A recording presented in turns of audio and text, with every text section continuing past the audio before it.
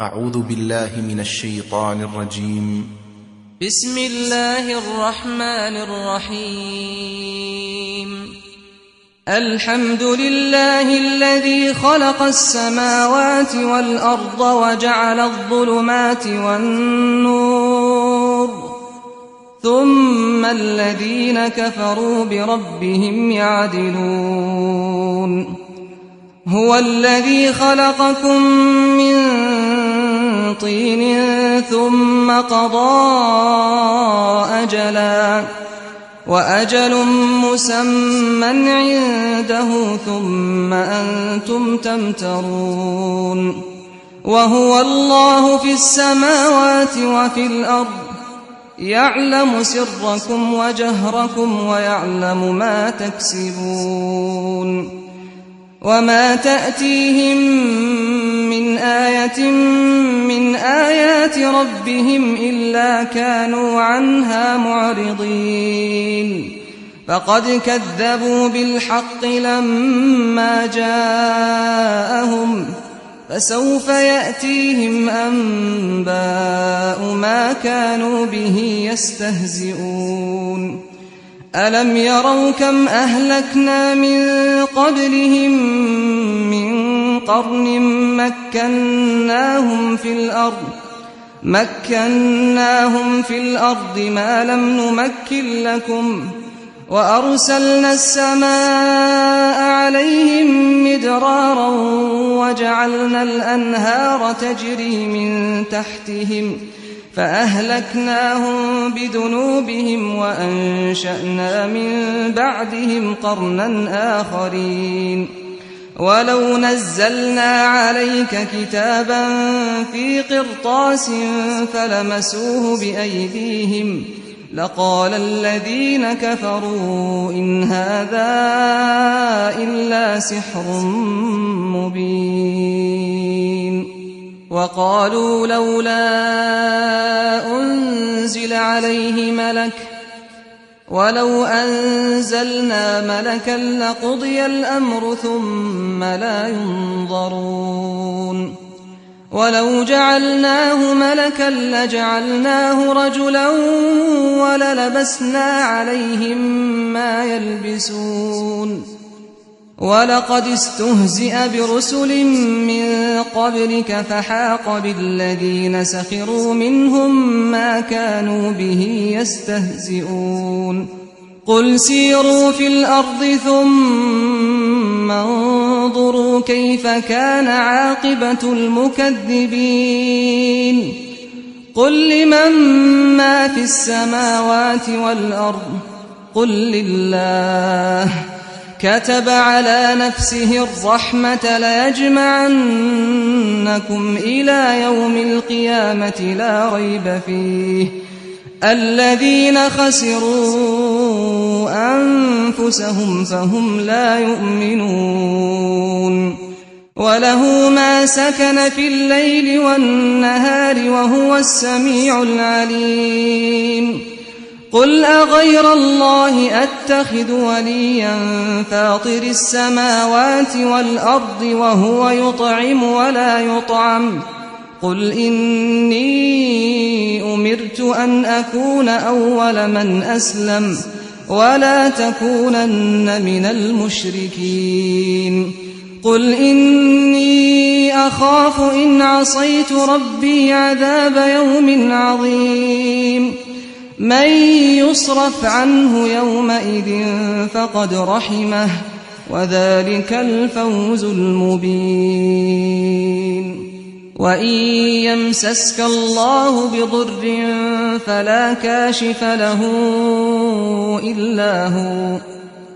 وإن يمسسك بخير فهو على كل شيء قدير. وهو القاهر فوق عباده وهو الحكيم الخبير. قل أي شيء أكبر شهادة قل الله شهيد بيني وبينكم وأوحي إلي هذا القرآن لأنذركم به ومن بلغ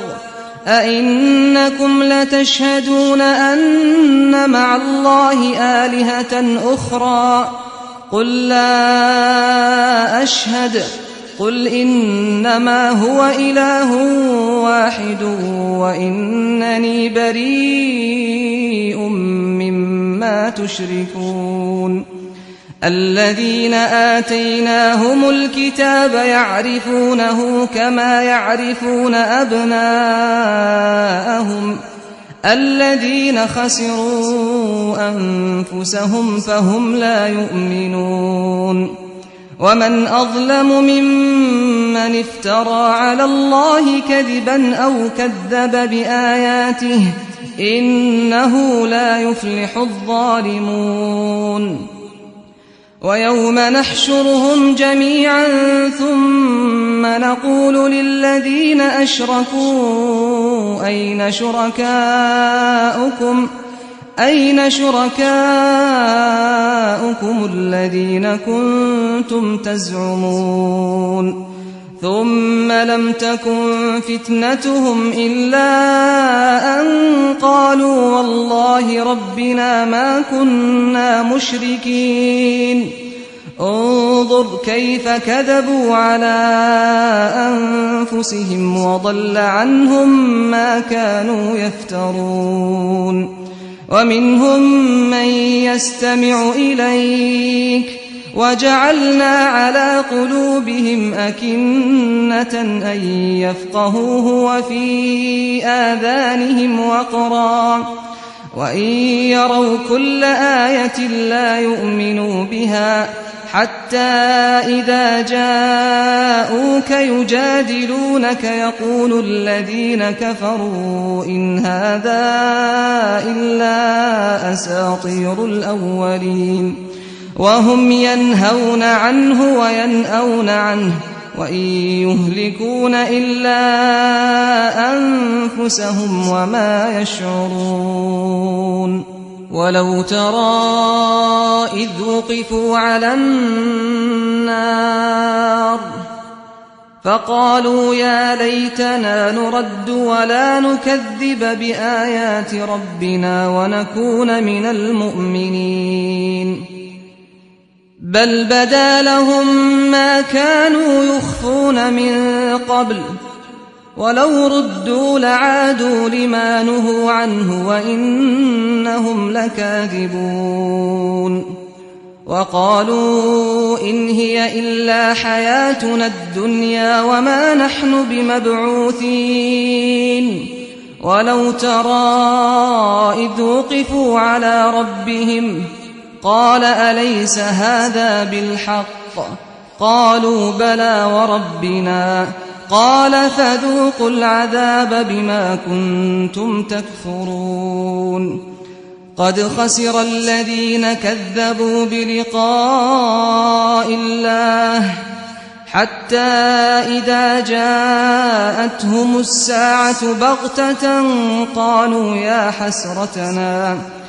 قالوا يا حسرتنا على ما فرطنا فيها وهم يحملون أوزارهم على ظهورهم ألا ساء ما يزرون وما الحياة الدنيا إلا لعب ولهو وللدار الآخرة خير للذين يتقون أفلا تعقلون قد نعلم إنه ليحزنك الذي يقولون فإنهم لا يكذبونك ولكن الظالمين بآيات الله يجحدون ولقد كذبت رسل من قبلك فصبروا على ما كذبوا وأوذوا حتى أتاهم نصرنا ولا مبدل لكلمات الله ولقد جاءك من نبأ المرسلين وإن كان كبر عليك إعراضهم فإن استطعت أن تبتغي نفقا في الأرض أو سلما في السماء فتأتيهم بآية ولو شاء الله لجمعهم على الهدى فلا تكونن من الجاهلين إنما يستجيب الذين يسمعون والموتى يبعثهم الله ثم إليه يرجعون وقالوا لولا نزل عليه آية من ربه قل إن الله قادر على أن ينزل آية ولكن أكثرهم لا يعلمون وما من دابة في الأرض ولا طائر يطير بجناحيه إلا أمم أمثالكم ما فرطنا في الكتاب من شيء ثم إلى ربهم يحشرون والذين كذبوا بآياتنا صم وبكم في الظلمات من يشاء الله يضلله ومن يشاء يجعله على صراط مستقيم قل أرأيتكم إن أتاكم عذاب الله أو أتتكم الساعة أغير الله تدعون إن كنتم صادقين بل إياه تدعون فيكشف ما تدعون إليه إن شاء وتنسون ما تشركون ولقد أرسلنا إلى أمم من قبلك فأخذناهم بالبأساء والضراء لعلهم يتضرعون فلولا إذ جاءهم بأسنا تضرعوا ولكن قست قلوبهم وزين لهم الشيطان ما كانوا يعملون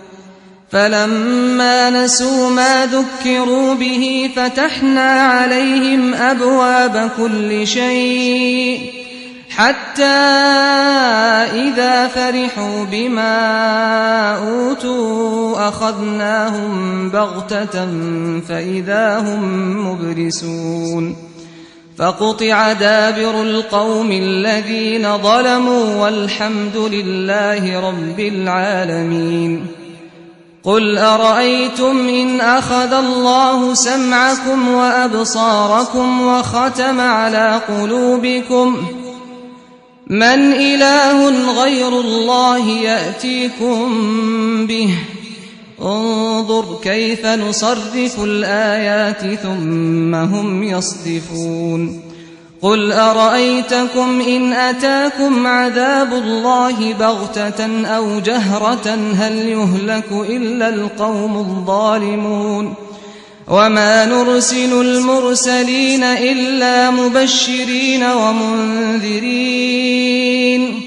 فمن آمن وأصلح فلا خوف عليهم ولا هم يحزنون والذين كذبوا بآياتنا يمسهم العذاب بما كانوا يفسقون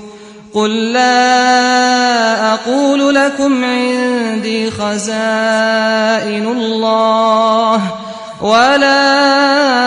أعلم الغيب ولا أقول لكم إني ملك إن أتبع إلا ما يوحى إلي قل هل يستوي الأعمى والبصير أفلا تتفكرون وأنذر به الذين يخافون أن يحشروا إلى ربهم ليس لهم من دونه ولي ولا شفيع لعلهم يتقون ولا تطرد الذين يدعون ربهم بالغداة والعشي يريدون وجهه ما عليك من حسابهم من شيء وما من حسابك عليهم من شيء فتطردهم فتكون من الظالمين. وكذلك فتنا بعضهم ببعض ليقولوا أهؤلاء من الله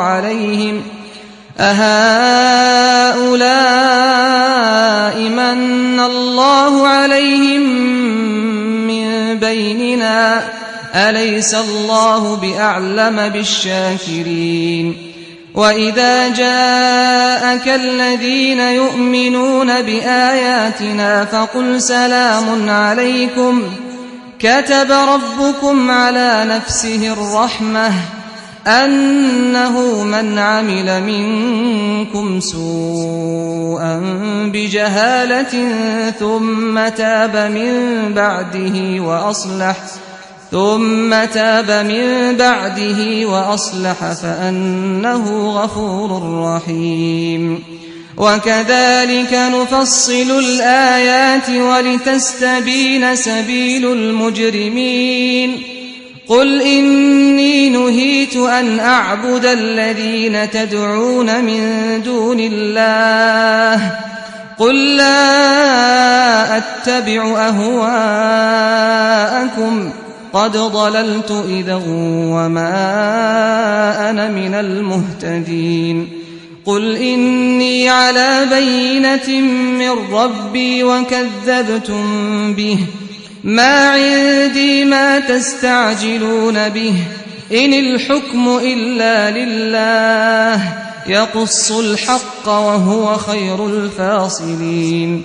قل لو أن عندي ما تستعجلون به لقضي الأمر بيني وبينكم والله أعلم بالظالمين.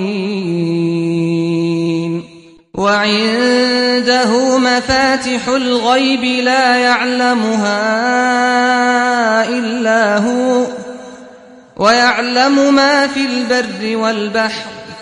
وما تسقط من ورقة إلا يعلمها ولا حبة في ظلمات الأرض ولا رطب ولا يابس إلا في كتاب مبين. وهو الذي يتوفاكم بالليل ويعلم ما جرحتم بالنهار ثم يبعثكم فيه ليقضى أجل مسمى ثم إليه مرجعكم ثم ينبئكم بما كنتم تعملون. وهو القاهر فوق عباده ويرسل عليكم حفظة حتى إذا جاء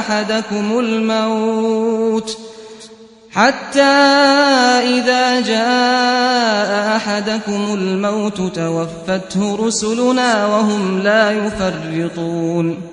ثم ردوا إلى الله مولاهم الحق ألا له الحكم وهو أسرع الحاسبين. قل من ينجيكم من ظلمات البر والبحر تدعونه تضرعا وخفية لئن أنجانا من هذه لنكونن من الشاكرين. قل الله ينجيكم منها ومن كل كرب ثم أنتم تشركون. قل هو القادر على أن يبعث عليكم عذابا من فوقكم أو من تحت أرجلكم أو يلبسكم شيعا ويذيق بعضكم بأس بعض انظر كيف نصرف الآيات لعلهم يفقهون. وكذب به قومك وهو الحق قل لست عليكم بوكيل لكل نبأ مستقر وسوف تعلمون وإذا رأيت الذين يخوضون في آياتنا فأعرض عنهم حتى يخوضوا في حديث غيره وإما ينسينك الشيطان فلا تقعد بعد الذكرى مع القوم الظالمين وما على الذين يتقون من حسابهم من شيء ولكن ذكرى لعلهم يتقون وذر الذين اتخذوا دينهم لعبا ولهوا وغرتهم الحياة الدنيا وذكر به أن تبسل نفس بما كسبت ليس لها من دون الله ولي ولا شفيع وإن تعدل كل عدل لا يؤخذ منها أولئك الذين أبسلوا بما كسبوا لهم شراب من حميم وعذاب أليم بما كانوا يكفرون قل أندعو من دون الله ما لا ينفعنا ولا يضرنا ونرد على أعقابنا بعد إذ هدانا الله كالذي استهوته الشياطين في الأرض حيران له أصحاب يدعونه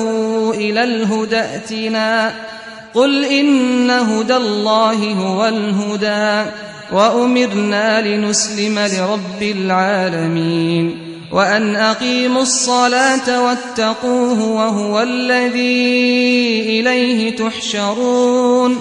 وهو الذي خلق السماوات والأرض بالحق ويوم يقول كن فيكون قوله الحق وله الملك يوم ينفخ في الصور عالم الغيب والشهادة وهو الحكيم الخبير وإذ قال إبراهيم لأبيه آزر أتتخذ أصناما آلهة إني أراك وقومك في ضلال مبين وكذلك نري إبراهيم ملكوت السماوات والأرض وليكون من الموقنين فلما جن عليه الليل رأى كوكبا قال هذا ربي فلما أفل قال لا أحب الآفلين فلما رأى القمر بازغا قال هذا ربي فلما أفل قال لئن لم يهدني ربي لأكونن من القوم الضالين فلما رأى الشمس بازغة قال هذا ربي هذا أكبر فلما أفلت قال يا قوم إني بريء مما تشركون إني وجهت وجهي للذي فطر السماوات والأرض حنيفا وما أنا من المشركين وحاجه قومه قال أتحاجوني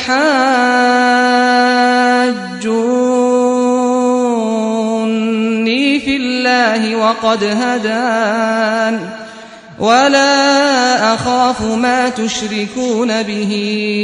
إلا أن يشاء ربي شيئا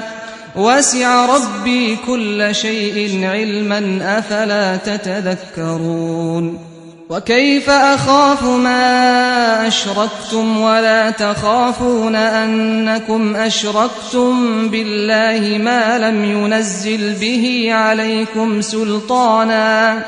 فأي الفريقين أحق بالأمن إن كنتم تعلمون الذين آمنوا ولم يلبسوا إيمانهم بظلم أولئك لهم الأمن وهم مهتدون وتلك حجتنا آتيناها إبراهيم على قومه نرفع درجات من نشاء إن ربك حكيم عليم ووهبنا له إسحاق ويعقوب كلا هدينا ونوحا هدينا من قبل ومن ذريته داود وسليمان وأيوب ويوسف وموسى وهارون وكذلك نجزي المحسنين وزكريا ويحيى وعيسى وإلياس كل من الصالحين وإسماعيل واليسع ويونس ولوطا وكلا فضلنا على العالمين ومن آبائهم وذرياتهم وإخوانهم واجتبيناهم وهديناهم إلى صراط مستقيم ذلك هدى الله يهدي به من يشاء من عباده ولو أشركوا لحبط عنهم ما كانوا يعملون أولئك الذين آتيناهم الكتاب والحكم والنبوة فإن يكفر بها هؤلاء فقد وكلنا بها قوما ليسوا بها بكافرين أولئك الذين هدى الله فبهداه مقتده قل لا أسألكم عليه أجرا إن هو إلا ذكرى للعالمين وما قدروا الله حق قدره إذ قالوا ما أنزل الله على بشر من شيء قل من أنزل الكتاب الذي جاء به موسى نورا وهدى للناس تجعلونه قراطيس تبدونها وتخفون كثيرا وعلمتم ما لم تعلموا أنتم ولا آباؤكم قل الله ثم ذرهم في خوضهم يلعبون وهذا كتاب أنزلناه مبارك مصدق الذي بين يديه ولتنذر أم القرى ومن حولها والذين يؤمنون بالآخرة يؤمنون به وهم على صلاتهم يحافظون ومن أظلم ممن افترى على الله كذبا أو قال أوحي إلي ولم يوح إليه شيء ومن قال سأنزل مثل ما أنزل الله ولو ترى إذ الظالمون في غمرات الموت والملائكة باسطوا أيديهم أخرجوا أنفسكم اليوم تجزون عذاب الهون بما كنتم تقولون على الله غير الحق وكنتم عن آياته تستكبرون ولقد جئتمونا فرادا كما خلقناكم أول مرة وتركتم ما خولناكم وراء ظهوركم وما نرى معكم شفعاءكم جاءكم الذين زعمتم أنهم فيكم شركاء لقد تقطع بينكم وضل عنكم ما كنتم تزعمون إن الله فالق الحب والنوى يخرج الحي من الميت ومخرج الميت من الحي ذلكم الله فأنى تؤفكون فالق الإصباح وجعل الليل سكنا والشمس والقمر حسبانا ذلك تقدير العزيز العليم وهو الذي جعل لكم النجوم لتهتدوا بها في ظلمات البر والبحر قد فصلنا الآيات لقوم يعلمون وهو الذي أنشأكم من نفس واحدة فمستقر ومستودع قد فصلنا الآيات لقوم يفقهون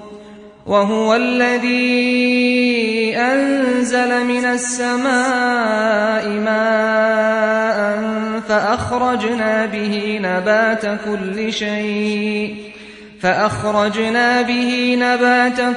شيء فأخرجنا منه خضرا نخرج منه حبا متراكبا ومن النخل من طلعها قنوان دانية وجنات من أعناب والزيتون والرمان مشتبها وغير متشابه انظروا إلى ثمره إذا أثمر وينعه إن في ذلكم لآيات لقوم يؤمنون وجعلوا لله شركاء الجن وخرقوا له بنين وبنات بغير علم سبحانه وتعالى عما يصفون بديع السماوات والأرض أنى يكون له ولد ولم تكن له صاحبة وخلق كل شيء وهو بكل شيء عليم ذلكم الله ربكم لا إله إلا هو خالق كل شيء فاعبدوه وهو على كل شيء وكيل لا تدركه الأبصار وهو يدرك الأبصار وهو اللطيف الخبير قد جاءكم بصائر من ربكم فمن أبصر فلنفسه ومن عمي فعليها وما أنا عليكم بحفيظ وكذلك نصرف الآيات وليقولوا درست ولنبينه لقوم يعلمون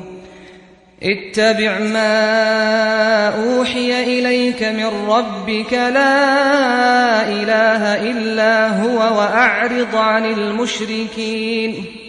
ولو شاء الله ما أشركوا وما جعلناك عليهم حفيظا وما أنت عليهم بوكيل ولا تسبوا الذين يدعون من دون الله فيسبوا الله عدوا بغير علم كذلك زينا لكل أمة عملهم ثم إلى ربهم مرجعهم فينبئهم بما كانوا يعملون وأقسموا بالله جهد أيمانهم لئن جاءتهم آية ليؤمنن بها قل إنما الآيات عند الله وما يشعركم أنها إذا جاءت لا يؤمنون ونقلب أفئدتهم وأبصارهم كما لم يؤمنوا به أول مرة ونذرهم في طغيانهم يعمهون ولو أننا نزلنا إليهم الملائكة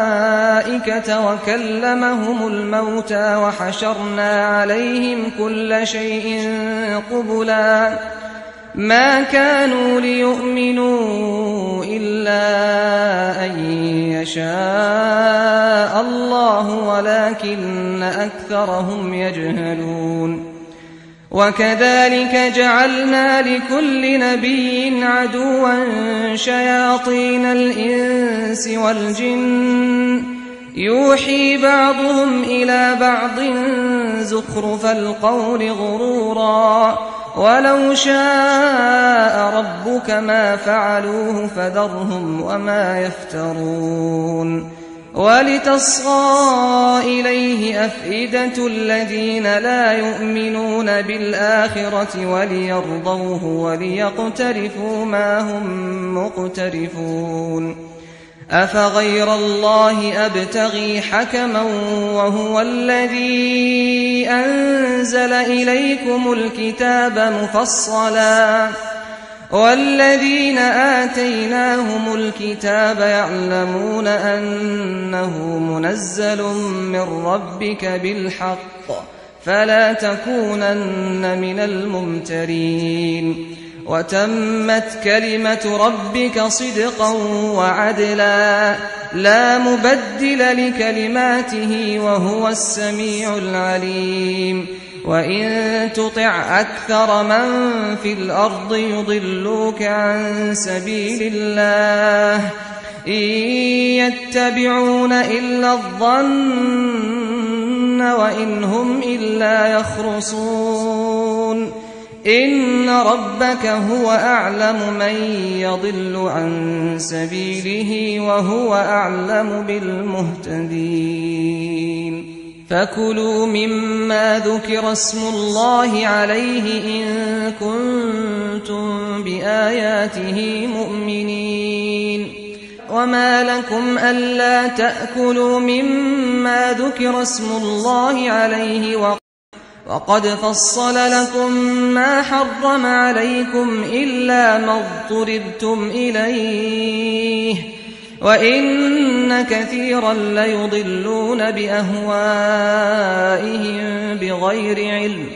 إن ربك هو أعلم بالمعتدين وذروا ظاهر الإثم وباطنه إن الذين يكسبون الإثم سيجزون بما كانوا يقترفون ولا تأكلوا مما لم يذكر اسم الله عليه وإنه لفسق وإن الشياطين ليوحون إلى أوليائهم ليجادلوكم وإن أطعتموهم إنكم لمشركون أومن كان ميتا فأحييناه وجعلنا له نورا يمشي به في الناس كمن مثله في الظلمات ليس بخارج منها كذلك زين للكافرين ما كانوا يعملون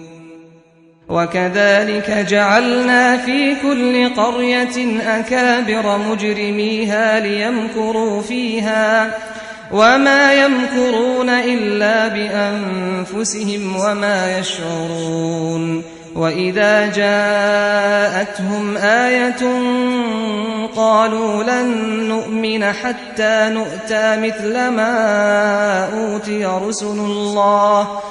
الله أعلم حيث يجعل رسالته سيصيب الذين أجرموا صغار عند الله وعذاب شديد بما كانوا يمكرون فمن يرد الله أن يهديه يشرح صدره للإسلام ومن يرد أن يضله يجعل صدره ضيقا حرجا كأنما يصعد في السماء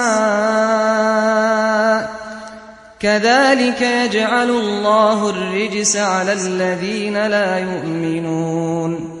وهذا صراط ربك مستقيما قد فصلنا الآيات لقوم يذكرون لهم دار السلام عند ربهم وهو وليهم بما كانوا يعملون ويوم يحشرهم جميعا يا معشر الجن قد استكثرتم من الإنس وقال أولياؤهم من الإنس ربنا استمتع بعضنا ببعض وبلغنا أجلنا الذي أجلت لنا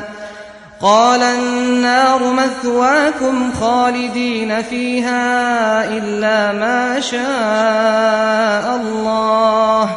إن ربك حكيم عليم وكذلك نولي بعض الظالمين بعضا بما كانوا يكسبون يا معشر الجن والإنس ألم يأتكم رسل منكم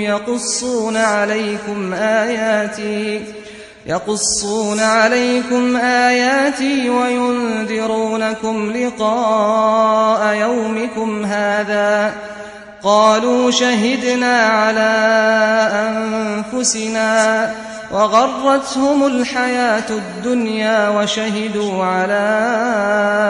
أنفسهم أنهم كانوا كافرين ذلك أن لم يكن ربك مهلك القرى بظلم وأهلها غافلون ولكل درجات مما عملوا وما ربك بغافل عما يعملون وربك الغني ذو الرحمة إن يشأ يذهبكم ويستخلف من بعدكم ما يشاء كما أنشأكم من ذرية قوم آخرين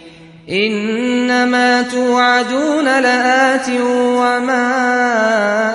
أنتم بمعجزين قل يا قوم اعملوا على مكانتكم إني عامل فسوف تعلمون من تكون له عاقبة الدار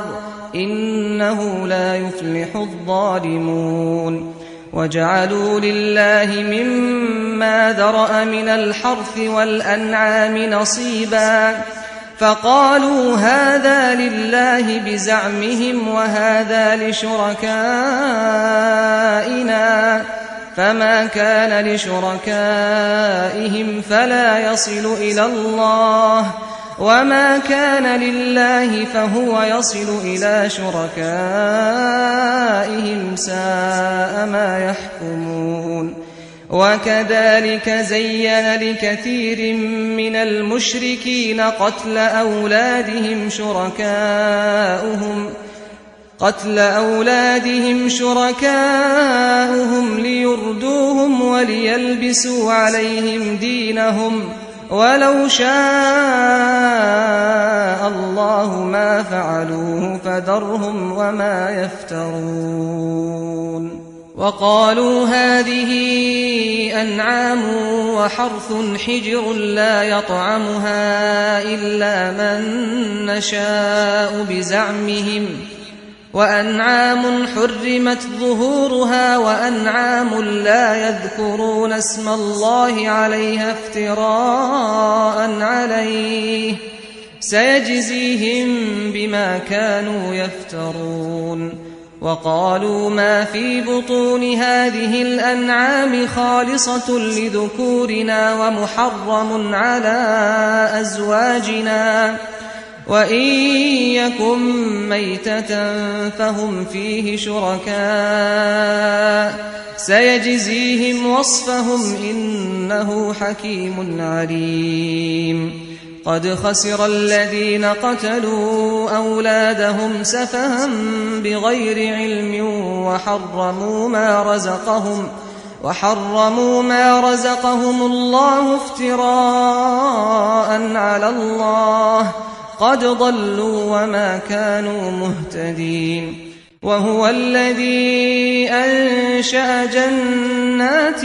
معروشات وغير معروشات والنخل والزرع مختلفا أكله والزيتون والرمان متشابها وغير متشابه كلوا من ثمره إذا أثمر وآتوا حقه يوم حصاده ولا تسرفوا إنه لا يحب المسرفين ومن الأنعام حمولة وفرشا كلوا مما رزقكم الله ولا تتبعوا خطوات الشيطان إنه لكم عدو مبين 8 أزواج من الضأن 2 ومن المعز 2 قل أذكرين حرم أم الأنثيين أما اشتملت عليه أرحام الأنثيين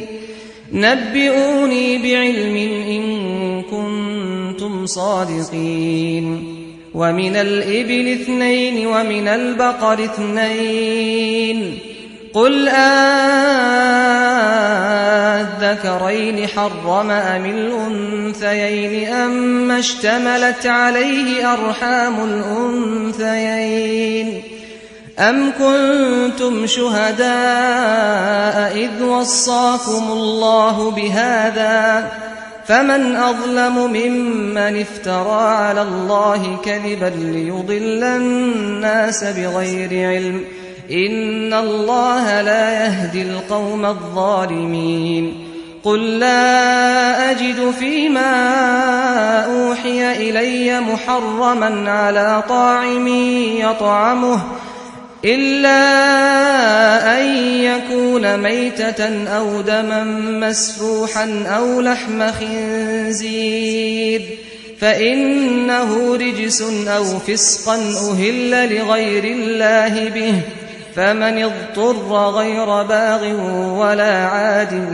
فإن ربك غفور رحيم وعلى الذين هادوا حرمنا كل ذي ظفر ومن البقر والغنم حرمنا عليهم شحومهما إلا ما حملت ظهورهما أو الحوايا أو ما اختلط بعظم ذلك جزيناهم ببغيهم وإنا لصادقون فإن كذبوك فقل ربكم ذو رحمة واسعة ولا يرد بأسه عن القوم المجرمين سيقول الذين أشركوا لو شاء الله ما أشركنا ولا آباؤنا ولا حرمنا من شيء كذلك كذب الذين من قبلهم حتى ذاقوا بأسنا قل هل عندكم من علم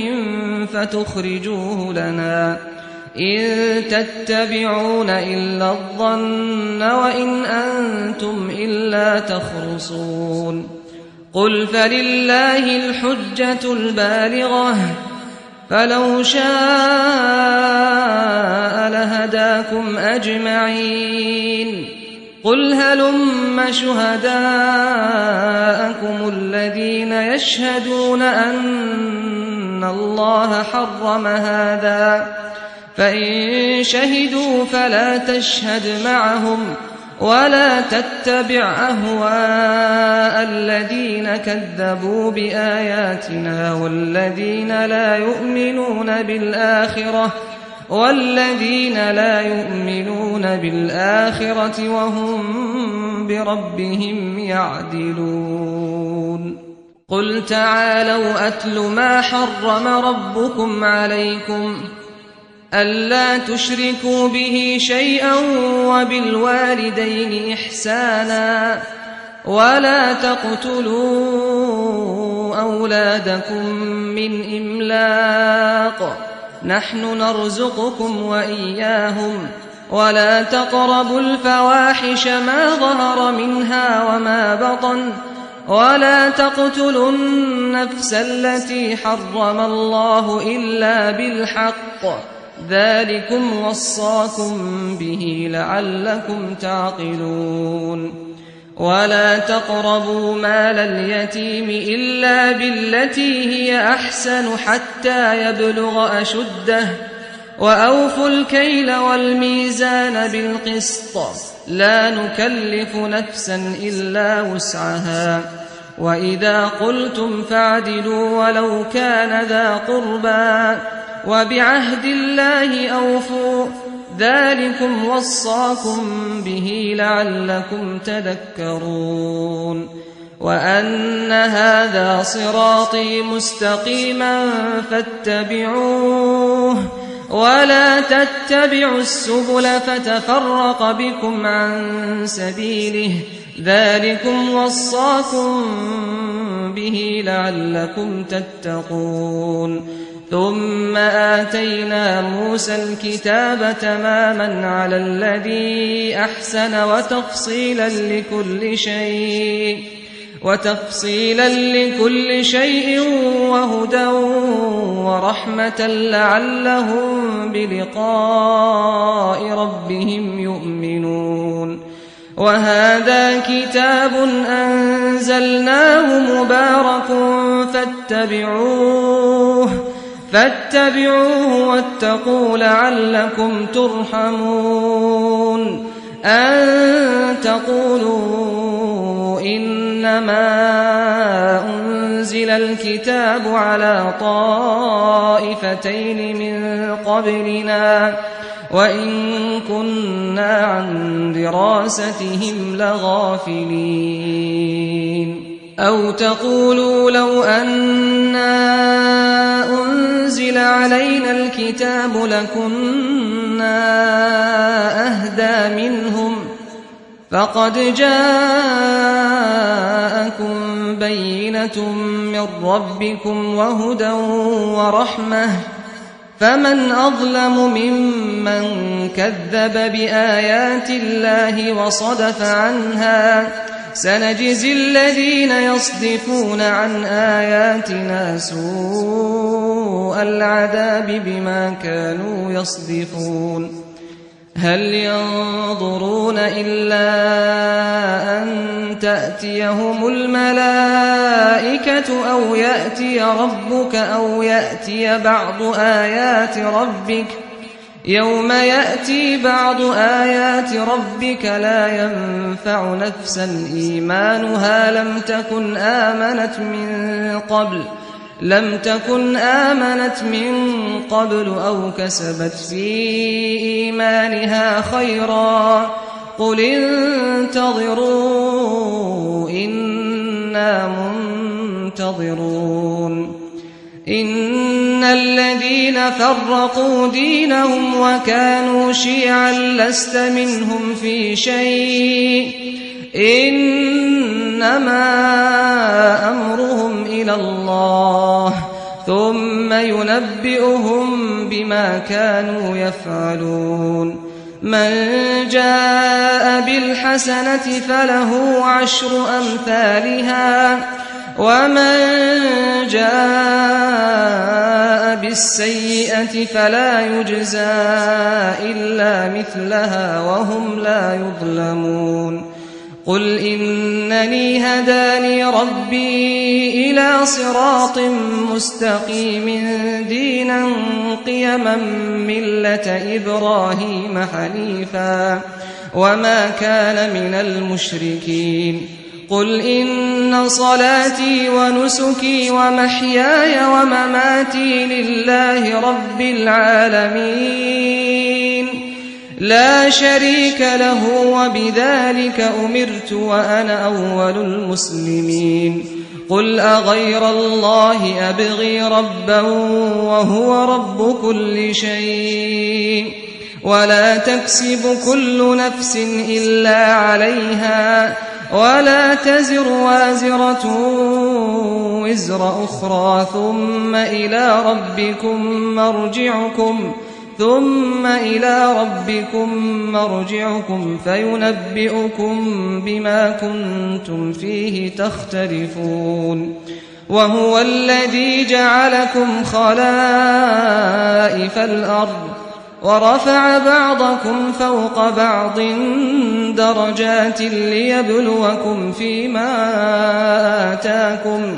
إن ربك سريع العقاب وإنه لغفور رحيم